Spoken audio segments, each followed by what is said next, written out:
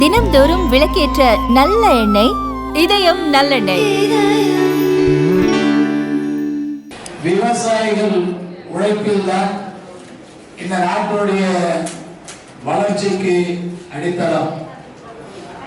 ஒரு மனிதனுக்கு உண்ண உணவு அதை குறைவில்லாமல் தேவைக்கு ஏற்றமாறு வழங்குவதற்கு உழைப்பு விவசாயிகளுடைய உழைப்பு.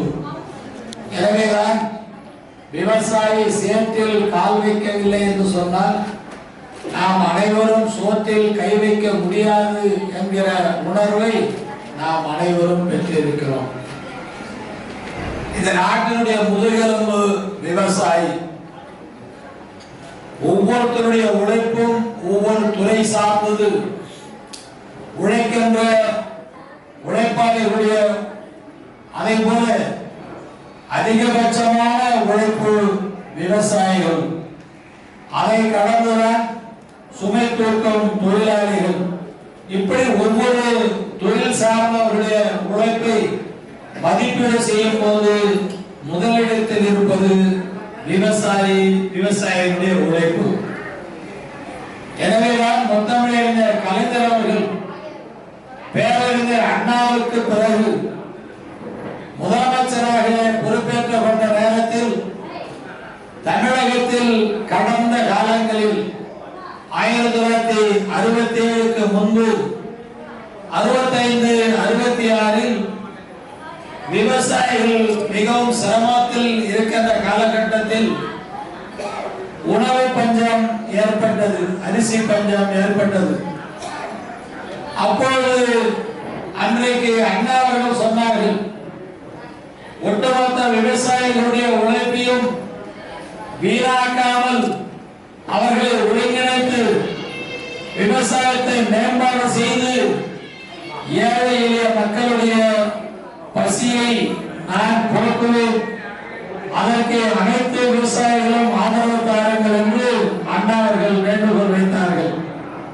அப்போது சொன்னார், 1 ரூபாய்க்கு 3 படி அரிசி போட வேண்டியது என்னுடைய மனம் சொல்லுகிறது.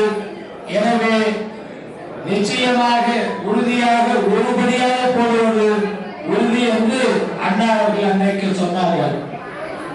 அண்ணா நோய்வாய்ப்பட்டு மறைந்த பிறகு அண்ணாவுடைய அந்த கொள்கையை திட்டங்களை நிறைவேற்ற வேண்டும் என்பதற்காக கலைஞர் முதலமைச்சரானவுடன் அண்ணாவுடைய எண்ணத்தை அவருடைய விருப்பத்தை நிறைவேற்ற வேண்டும் என்பதற்காக 3 படி என்பதை ஈரானில் இருக்கிற நிலையில் 1 படி என்ற திட்டத்தை துவக்கினார்கள்.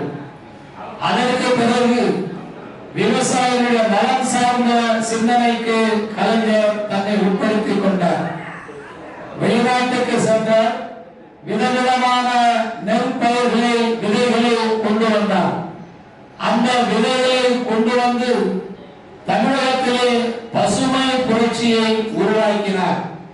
தமிழகத்தில் இருக்கின்ற விளையா நிலங்களை எல்லாம் விவசாயத்துடைய துறை சார்ந்து அந்த நிலத்தை பன்முகப்படுத்தி பதப்படுத்தி விவசாயிகளிடத்திலே ஒப்படைத்து, நிலமில்லாத விவசாயிகளிடத்திலே ஒப்படைத்து விவசாயம் செய்வதற்காக கலைஞர் வித்திட்டார். அன்றைக்கு ஆரம்பத்தில் தான் விவசாயிகளுடைய வேளாண் பொருட்கள் அதிக மகசூலில் விளைகின்ற நிலையை கலைஞர் உருவாக்கி கொடுத்தார். விவசாயிகளுடைய தேவைகளை முழுமையாக பூர்த்தி செய்கின்ற ஒரு கடமையை கலைஞர் ஏற்படுத்தி கொடுத்தார்.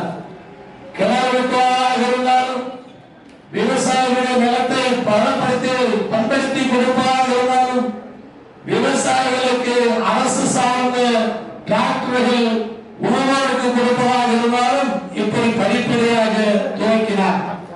அதை கடந்துதான் உழவானுக்கு நிலம் சொந்தம் என்று தரிசி நிலத்தை விவசாயிகளுக்கு வழங்கினார். விவசாயிகளுடைய அந்த உழைப்பின் காரணமாக தான் படிப்படியாக உணவு உற்பத்தி பொருட்கள் அதிகமாக விளைய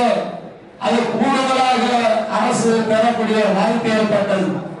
அது மட்டுமல்ல, விவசாயிகளுடைய நெல்லுக்கு உரிய விலை கொடுக்க வேண்டும் என்பதற்காக அரசு நேரடியாக கொள்முதல் செய்து அந்த நெல்லை வாங்கி வைப்பதற்காக அரசு சார்ந்த குடான்களை நியமித்து டிஎம்சிஸ் போன்ற அந்த பகுதியை அது நிர்வாக ரீதியாக உருவாக்கி வாணிப கழகத்தின் மூலமாக அந்த கொள்முதலை செய்தார்.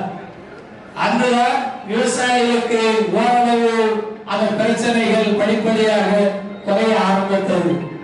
ஒரு விவசாயி தன்னுடைய கிராமத்திலிருந்து விளைகின்ற நெல்லை நகர்ப்பகுதிக்கு அதை சந்தைக்கு கொண்டாட வேண்டும், விற்பனை செய்ய வேண்டும் என்று சொன்னால் வண்டி சத்தம் மாட்டு வண்டியிலே ஏற்றி வருகின்ற விவசாயிக்கு, லாரியிலே டிராக்டரில் ஏற்றி வருகிற விவசாயிகளுக்கு ஒரு மூட்டைக்கு வண்டி சத்தம் என்று அந்த நிதியை கலைஞர் வழங்கினார். கலைஞர் விவசாயிகளுடைய அந்த விளைச்சல் பாதிக்கப்பட்டால் அதை காப்பீடு திட்டத்தின் மூலமாக அதற்கு நிவாரணம் வழங்க வேண்டும் என்று விவசாயிகளை அதில் இயக்கினார், அதில் இணைத்தார். அதை தொடர்ந்து பல்வேறு காலகட்டங்களில் அதற்கு பிறகு விவசாயிக்கு தினந்தோறும் வருவாய் வர வேண்டும் என்று கலைஞர் சிந்தித்தார். சிந்திக்கின்ற நேரத்தில் தான் விவசாயிகளுடைய உற்ற நண்பனாக இருக்கின்ற கால்நடைகள், அந்த கால்நடைகளை விவசாயிகளுக்கு கடனாக வழங்கினார், மானியமாக வழங்கினார், கறவை மாடுகளாக வழங்கினார். கறவை மாடுகளாக வழங்கி பால் உற்பத்தி செய்து அந்த விவசாயிகள் பாலை விற்பனை செய்வதற்காக கிராம பகுதியில் பால் கூட்டுறவு சங்கங்களை உருவாக்கினார். அரசு கொள்முதல் பாலையும் செய்து மாதத்திலே 2 முறை அந்த கறவை மாடு மூலமாக பால் உற்பத்தியாளர்களுக்கு அந்த பணத்தை செலுத்துகின்ற வாய்ப்பை உருவாக்கினார். அப்போதுதான் அதற்கு பிறகு ஏழை எளிய மக்களுடைய வாழ்வாதாரம் உயர வேண்டும், அதே நேரத்தில் அங்கே உணவு உற்பத்தி செய்கின்ற விவசாயி பசுமை புரட்சியும் அதில் பால் உற்பத்தி செய்வதால் வெண்மை புரட்சியும் தமிழகத்தில் நடைபெற்றது.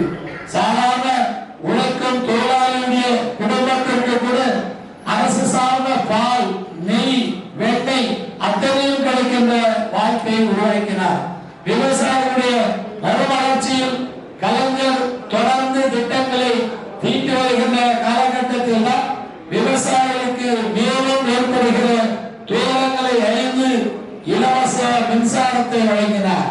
அதை தொடர்ந்து பருவமழை இல்லாத காலத்தில், மழை வெள்ளம் ஏற்படுகின்ற காலத்தில் விவசாயி பாதிக்கப்படுவதை அறிந்து விவசாயியுடைய கடனை தள்ளுபடி செய்தார்.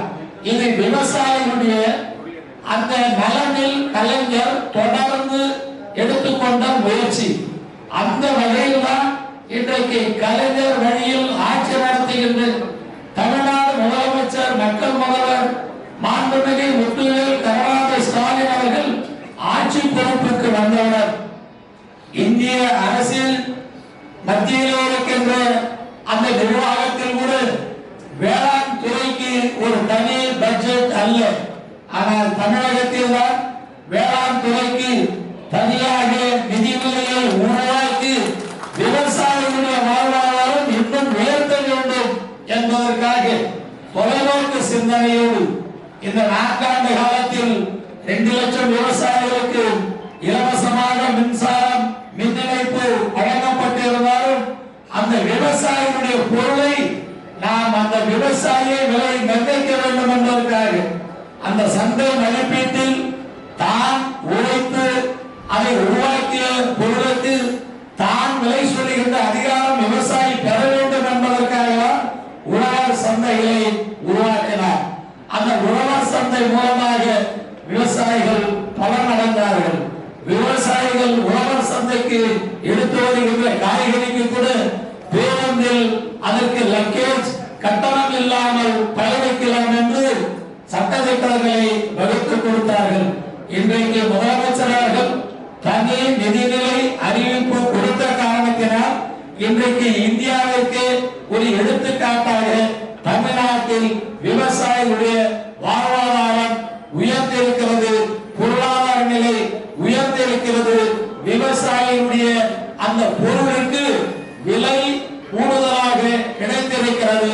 எடுத்துக்காட்டாக இன்றைக்கு 2500 ரூபாய் குவிண்டால் ஒன்றுக்கு நெல்லுக்கு அரசு விலை நிர்ணயித்து அதிகாரப்பூர்வமாக இன்றைக்கு பதிவாகி உள்ளது. இதையெல்லாம் சொல்வதற்கு விவசாயி மீது நம்பிக்கை வைப்பது மட்டுமல்ல, விவசாயிகளுக்கு உயர்த்துவது தான் ஒரு அரசுடைய கடமை. இது விவசாயம் சார்ந்த நாடு, இந்திய நாடு. இதில் தமிழகத்தில் உள்ள அனைத்து விவசாயிகளையும் வாழ்வாதாரம் உயர்த்த வேண்டும் என்பதற்காக தான் அதில் இன்றைக்கு பூச்சி மருந்து இல்லாமல் இன்றைக்கு பழைய நிலைக்கு ஒரு 100 ஆண்டு காலத்துக்கு முன்பு விவசாயிகள் எப்படி பயிரிட்டார்களோ அந்த நிலையை உருவாக்க வேண்டும் என்பதற்காக தான் இன்றைக்கு விவசாயிகள் கூட்டமைப்பு சார்பாக தங்களுடைய முழு முயற்சியோடு உழைப்போடு எங்களுடைய சொந்த நிலங்களில் நாங்கள் எந்த விதமான பூச்சி மருந்து இல்லாமல் நாங்கள் அந்த விவசாயத்தை உருவாக்கி பொருளை உருவாக்கி இந்த மக்களுக்கு வழங்குகிறோம் என்று அந்த விவசாயிகள் அந்த தியாகத்தையும் உழைப்பையும் மக்களுக்கு வழங்கி கொண்டிருக்கிறார்கள்.